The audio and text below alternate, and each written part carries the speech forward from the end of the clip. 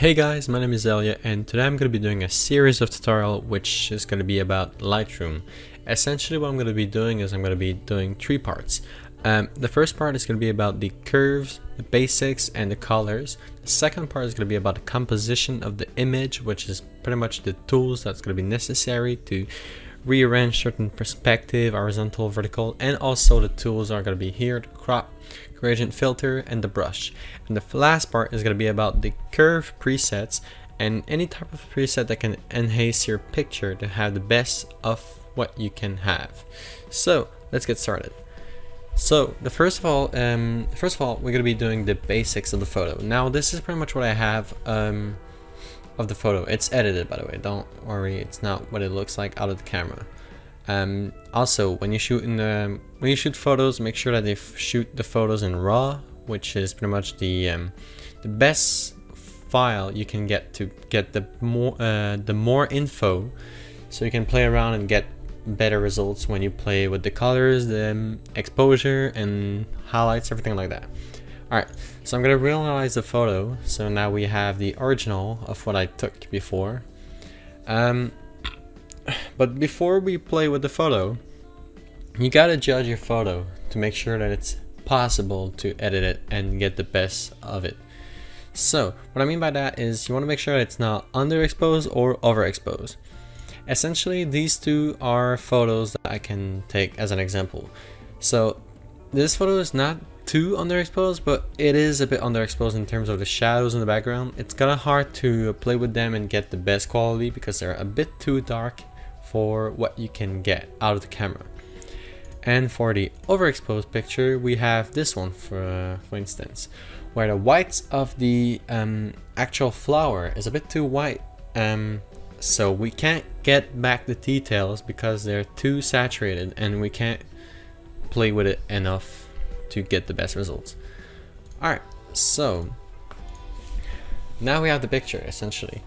So this tutorial, as I said, is going to be covering the basics, so I'm not going to be doing some extreme editing with the curves or presets, whatever.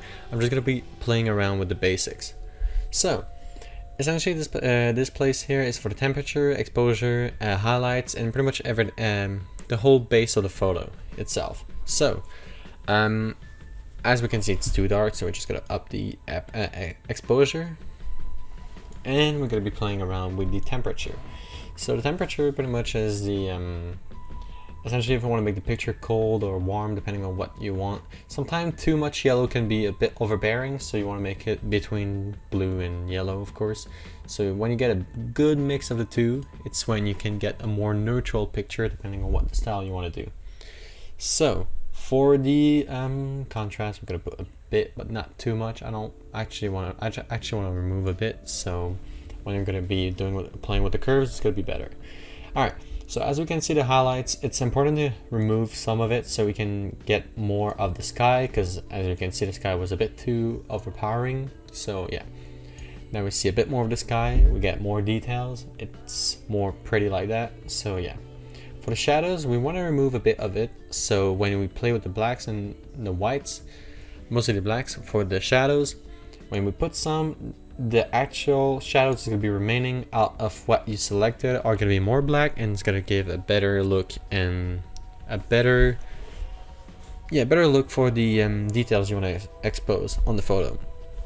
Same thing with the whites here, we want to have more whites than we had from what remains on the photo.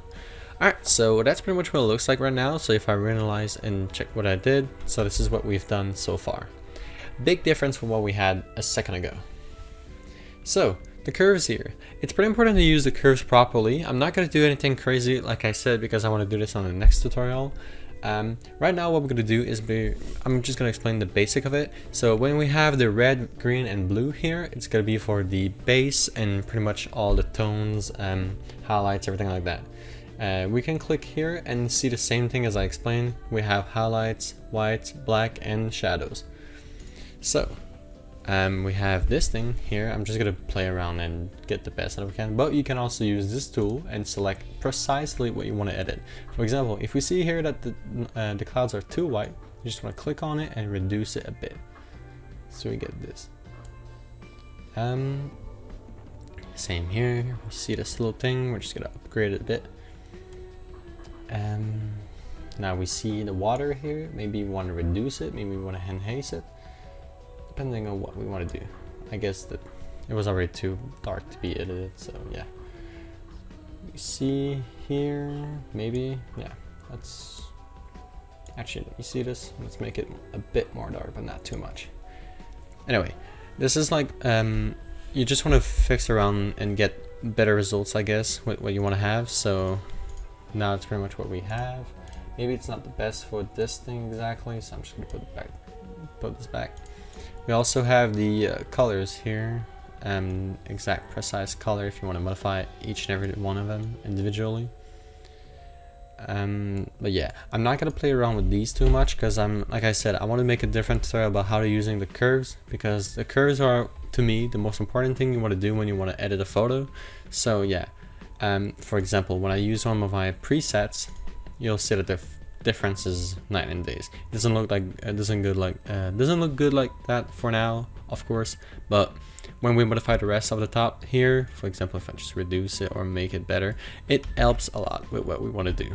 Anyway, just gonna put this back to normal. Anyway, back to the colors and everything.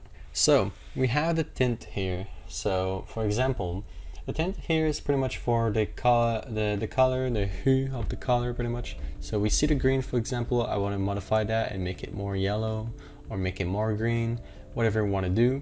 It's where you're gonna control what color you want for each and individual color.